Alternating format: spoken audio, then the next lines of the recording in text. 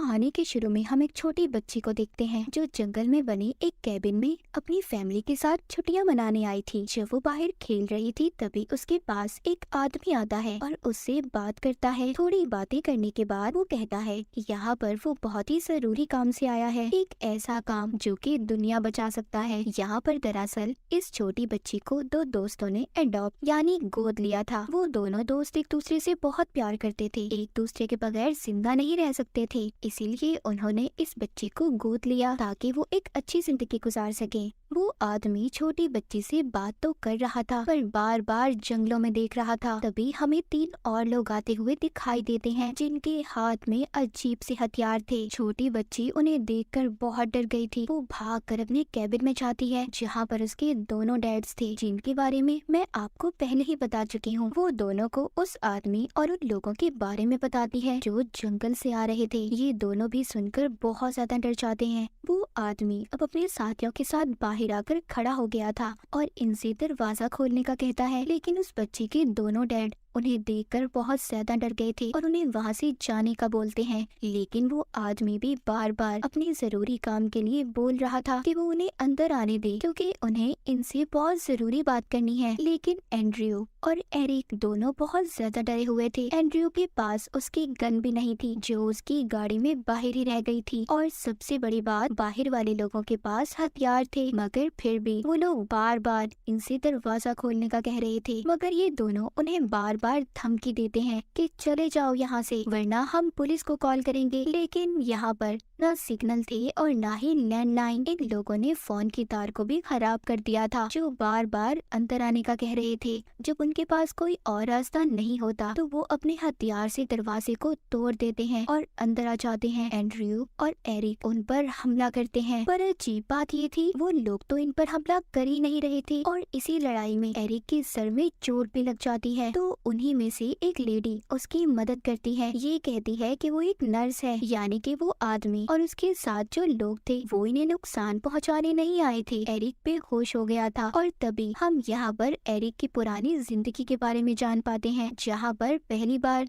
उसने एंड्रयू को अपने मॉम डैड से मिलवाया था, पर उन्हें ये रिश्ता इनका पसंद नहीं था। लेकिन वो दोनों एक दूसरे के बगैर नहीं रह सकते थे, इसीलिए वो लोग अलग हो गए और आज एक साथ थे। खैर दोबारा हम प्रेजेंट मौजूदा कहानी पर आते हैं। जब एरिक को होश आता है तो चार लोगों ने इन दोनों को पकड़कर बांध दिया था और उनकी बेटी छोटी बच्ची भी उनके पास खड़ी थी। वो चारों इन दोनों को बताते हैं हम यहाँ पर बहुत ही जरूरी काम से आए हैं और तब हमने इस रास्ते को चुना और आगे भी बहुत सी मुश्किलात आने वाली हैं जिनको तुम तीनों में से किसी एक को अपनी जान देकर लोगों को बचाना होगा। अब वो चारों एक साथ खड़े होते हैं और उनको अपना मकसद और काम बताने लगते हैं। शुरू करती है एक लेडी। वो बताती है कि मैं कैलिफोर्निया के दूर एक शहर में नर्स हूँ और अपनी सारी जमा पूंजी खर्च करके तुम लोगों के पास आई हूँ। फिर दूसरा आदमी बताता है जो सबसे पहले छोटी बच्ची को मिला था। वो कहता है मैं एक टीचर हूँ और मेरा बार भी है। तीसरे नंबर पर इनका एक और साथी बताता है कि वो एक गैस कंपनी में काम करता है, वहाँ पर एक छोटा सा वर्कर है। पहले वो बहुत बुरा था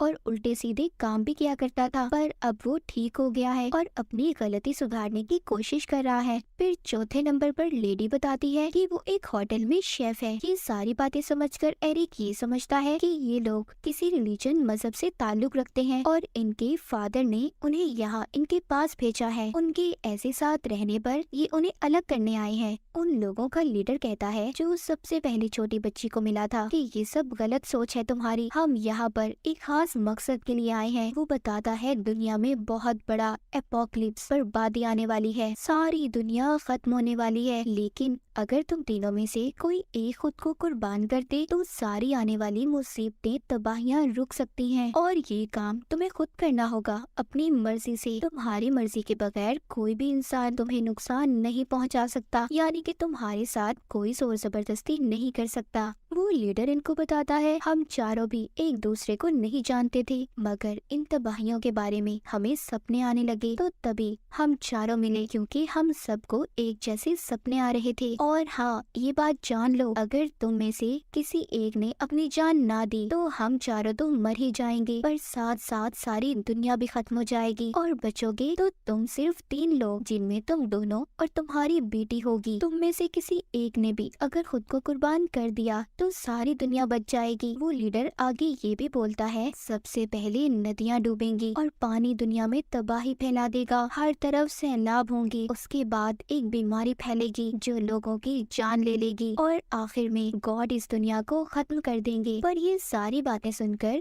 एंड्रयू और एरिक इन बातों पर यकीन नहीं करते और अपनी जान को सेक्रीफाइस कुर्बान करने से भी मना कर देते हैं। लीडर कहता है, अगर तुमने ऐसा किया तो सारी इंसानियत को इसकी कीमत अदा करनी होगी। फिर उन्हीं का साथी सामने आता है जिसने अपने चेहरे पर सफेद रंग का कपड़ा बांधा हुआ था। वो कहता है, एक हिस्सा इंसानियत का जाया हो चुका है और इसी के साथ उसके बाकी साथी उसे खत्म कर देते हैं। ये देखकर एंड्रयू और एरिक बहुत ज्यादा डर गए थे। यहीं पर हमें इन दोनों की पुरानी जिंदगी के बारे में भी दिखाया जाता है, जहाँ पर इन दोनों ने अपनी बेटी को बड़े ही प्यार से गोद लिया था। अब खैर लीडर इनको टीवी दिखाता है जिसमें खबर बताई जा रही थी, मुल्कों में बहुत से ज़लज़ले आ रहे थे, बहुत सी जगहों पर सैलाब सुनामी भी आ गई थी, जिस वजह से समंदर किनारे बसने वाले लोगों ने अपनी जान को गवा दिया था। एंड्रयू अभी भी इन बातों पर यकीन नहीं कर रहा था, पर एरिक को थोड़ा थोड़ा यकीन होने लगा था। तभी हमें फ्लैशबैक पुराना सीन दिखाया जाता है जहाँ पर एंड्रयू और एरिक अपनी बेटी के साथ बहुत खुश थे। वो भी दोनों को अपने पेरेंट्स, अपने माँ बाप समझने लगी थी और ये सब यहाँ पर छुट्टियाँ मनाने आए थे, पर वो ये बात नहीं जानते थे कि एक साथ ये उनका आखिरी सफर होगा। खैर, अब दोबारा से हम प्रेजेंट में आते हैं। एरिक के सर पर नर्स पट्टी बांधती है और कहती है, हम चारों को इन तबाहियों के बारे में सपने आते थे और तभी हम एक साथ मिले और यहाँ तुम तक आने का रास्ता भी हमने अपने सपने में ही देखा है। तभी इस कैबिन से छोटी बच्ची भागने की कोशिश करती है तो लीडर उसको पकड़ लेता है। एंड्रयू से कहता है, मेरी बात को समझो। पर वो यहाँ पर उसे कह रहा था, जो तुम्हारा साथी जिसको तुमने मार दिया, जो फैक्ट्री में काम करता था, उसका काफी वक्त पहले मुझसे झगड़ा हुआ था और मुझे लगता है जिसका बदला वो मुझसे यहाँ पर लेने आया है। लीडर कहता है, मैं नहीं जानता वो कौन था, पर उसी ने हम सबको इन तबाहियों बर्बादियों के बारे में बताया और फिर जिसके बाद हमें भी वैसे ही सपने आने लगे। पर आज हम अपने सही रास्ते पर हैं, बस हम तो इन तबाहियों को रोकना चाहते हैं। फिर वो खैर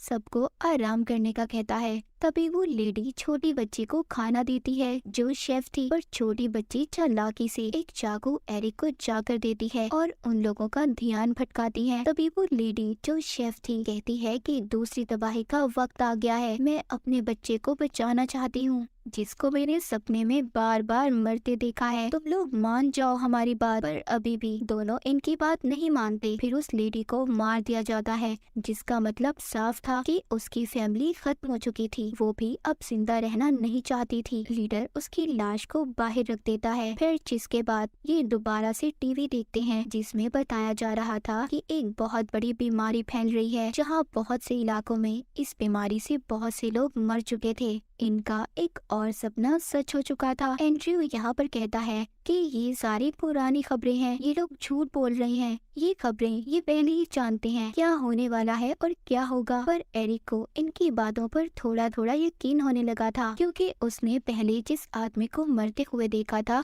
यहाँ पर कुछ महसूस किया था जैसे कोई शक्ति इनके पीछे हो। एरिक ये समझ रहा था कि ये चारों ही हैं जो दुनिया में तबाही फैलाने आए हैं। इन चारों के पास अलग अलग ताकतें हैं। एक के पास सुनामी लाने की ताकत है, तो दूसरा जंग और बीमारी ला सकता है, तीसरा यहाँ पर खाने का है जो दुनिया में कीड़े मकोड़े लाएगा जिससे दुनिया का सारा खाना बर्बाद हो जाएगा, और चौथा अपने साथ मौत लाएगा। पर एरिक की सोच यहाँ पर गलत थी। उसने अपने दिमाग में अजीब सी कहानी को बना लिया था, बल्कि ये चारों तो उन तबाहियों को रोकने आए थे। तभी छोटी बच्ची इनका ध्यान भटकाती है, एक जोरदार चीख मारती है। एरिक और एंड्रयू दोनों आजाद हो चुके थे। एरिक अंदर इन दोनों को रोकता है और बाहर एंड्रयू अपनी गन लेने जाता है। जब नर्स उसके पास जाती है तो गन से वो उसे डराता है, दूर करता है। वो बाहर उस आदमी की लाश के पास जाकर उसका आईडी कार्ड निकालता है जो गैस फैक्ट्री में काम करता था। वो लीडर को दिखाता है, जो कुछ इस आदमी ने तुम्हें बताया सब कुछ गलत है। उसने तो अपना नाम भी तुम्हें सच नहीं बताया। वो आप लोगों के दिमाग को कंट्रोल करके यहाँ पर अपना बदला लेने आया था। पर लीडर उसकी किसी बात को नहीं मानता, कहता है जो कुछ भी है सब सच है।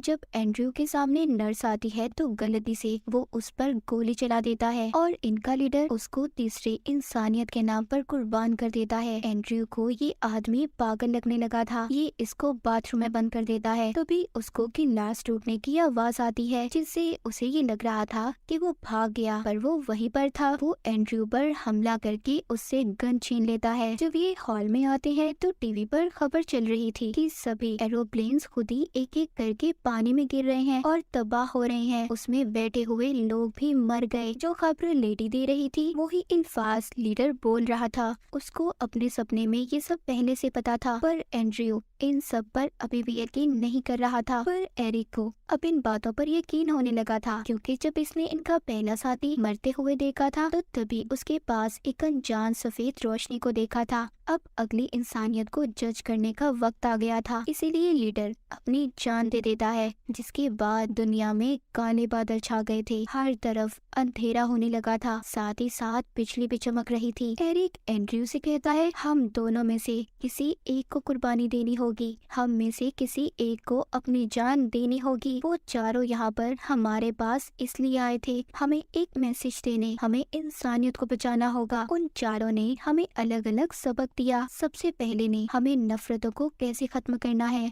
दूसरे ने लोगों की परवाह करना, उनका ख्याल रखना, जबकि तीसरे ने लोगों को बचाने का मैसेज, और चौथे ने हमें इन सब बातों के बारे में बताया। एंड्रयू कहता है इस काम के लिए हम ही क्यों चुने गए। एरिक कहता है इसकी वजह ये है हम तीनों का बेपनाह प्यार, और मैं चाहता हूँ कि तुम हमारी बेटी को अच्छे से पाल पोस कर बड़ा करो, इसीलिए मैंने खुद को कुर्बान करने का फैसला किया है। और ये कहकर एरिक एंड्रयू से खुद को गोली मरवा लेता है। एरिक अब मर चुका था। एंड्रयू अपनी बेटी को लेकर कैबिन से बाहर आता है। कैबिन भी बिजली की वजह से पूरी तरह जल चुका था, यानी कि एरिक की कुर्बानी कबूल कर ली गई थी। थोड़ा दूर जाने पर एंड्रयू को एक गाड़ी दिखाई देती है जो उन 4 लोगों की थी। उन्होंने ही इनके लिए यहाँ पर छोड़ी थी। जब ये टाउन में आता है तो खबर सुनता है कि एक मिरेकल, एक मौजज़ा हुआ है। सारी तबाहियां खुद ब खुद रुक गई हैं। प्लेन्स जो तबाह हुए थे वो खुद ब खुद ठीक हो गए हैं और बिजली का गरजना भी बंद हो चुका है। लेकिन जो तबाहियां हो चुकी थी वो नहीं ठीक हुई थी। इनको अब इसी दुनिया में रहना था जो अब कभी पहले की तरह ठीक नहीं हो सकती थी, क्योंकि इतना कुछ हो जाना कोई आम बात नहीं थी। और एरिक ने खुद को कुर्बान इसलिए किया क्योंकि जिस सफेद रोशनी की उसने बात की थी उसमें उसने एंड्रयू और अपनी बेटी को देखा था, जिसमें उसकी बेटी बड़ी हो चुकी थी और वो उनके साथ नहीं था। इसीलिए वो जान चुका था कि उसको ही कुर्बान होना है। कहानी के आखिर में हम एंड्रयू और उसकी बेटी को देखते हैं जो उसके साथ एक नई जिंदगी गुजारने के लिए निकल पड़ा।